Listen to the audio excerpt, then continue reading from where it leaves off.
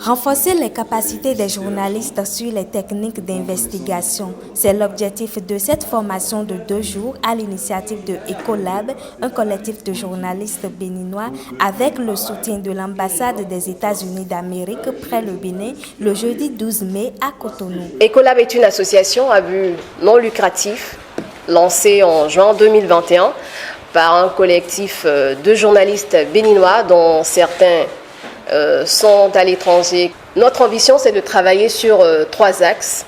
Le premier, c'est former les journalistes aux dernières tendances du métier, avec comme colonne vertébrale le journalisme d'investigation. C'est d'ailleurs ce qui nous réunit ce matin avec le lancement de cette formation. Les participants seront formés pendant 2 jours ici à la CCI Bénin. Et le deuxième axe, c'est l'édition des enquêtes. Les enquêtes produites par les journalistes formés. Il faut dire qu'ils ont été sélectionnés sur la base d'un projet d'enquête. Ecolab éditera et va publier ces enquêtes sur son site et sur le site des médias béninois et panafricains, partenaires de l'association. Le dernier axe vraiment capital pour nous, c'est l'éducation aux médias. Donc, nous allons développer avec notre réseau de journalistes des programmes d'éducation aux médias. Le présent atelier organisé par l'association Ecolab avec le soutien de l'ambassade des États-Unis près le Bénin qui se veut un cadre de co-apprentissage et de partage d'expériences entre journalistes d'investigation, entre dans la droite ligne du développement de la profession de journaliste. J'encourage les participants à s'imprégner des connaissances issues de cette rencontre, d'essayer de les appliquer dans leur travail quotidien. Cette formation est une opportunité formidable à saisir par les journalistes, surtout quand il s'agit du journalisme d'investigation, selon Georges Amelon, présent au lancement de la formation. Une opportunité de formation, c'est toujours une formidable opportunité à saisir pour des journalistes. Pour une raison simple, on dit chez nous, ordinairement, qu'on finit de grandir, mais qu'on ne finit pas d'apprendre.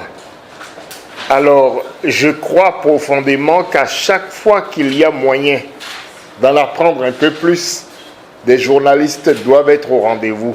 Ils doivent être capables d'aller chercher cette opportunité, de la saisir véritablement et d'en profiter. Et quand il s'agit en plus de parler de journalisme d'investigation, il s'agit d'une opportunité particulière. Parce que dans notre presse, c'est peut-être ce qui manque le plus. Ce n'est pas que nous n'avons en général pas le désir de faire de l'investigation. Et on ne vous demande pas non plus de faire le Watergate à chaque fois. Mais ce qu'on vous demande au moins, c'est d'aller chercher l'information là où elle se trouve de façon à ce que le citoyen soit le mieux possible édifié. Pour Gérard Guédegbe, spécialiste en journalisme d'investigation, le manque de connaissance du fonctionnement de la société constitue un frein aux journalistes pour jouer pleinement leur rôle. Il a par ailleurs promis outiller les participants à ce propos. Les journalistes ont un rôle important à jouer dans notre société, mais les journalistes n'ont pas la possibilité de mieux jouer ce rôle lorsqu'ils n'ont pas une très bonne connaissance de comment la société fonctionne. Et j'ai l'habitude de citer Robert Israpak, qui est le fondateur de ce qu'on appelle the Chicago School of Sociology, qui dit en substance que un journaliste en possession des faits est un réformateur plus efficace qu'un éditorialiste qui se permet de tonitruer en chair, aussi éloquent soit-il.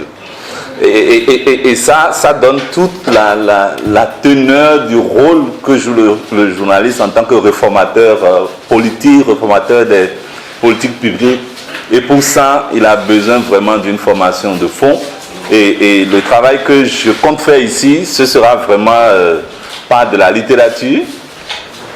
Je veux faire des masterclass très précis sur des éléments clés qui vont permettre aux journalistes d'arriver sur le terrain, d'être capable de, lorsqu'ils trouvent des données, comment les analyser. Rappelons que les participants ont été sélectionnés sur plus d'une centaine de candidatures à la base d'un projet d'enquête.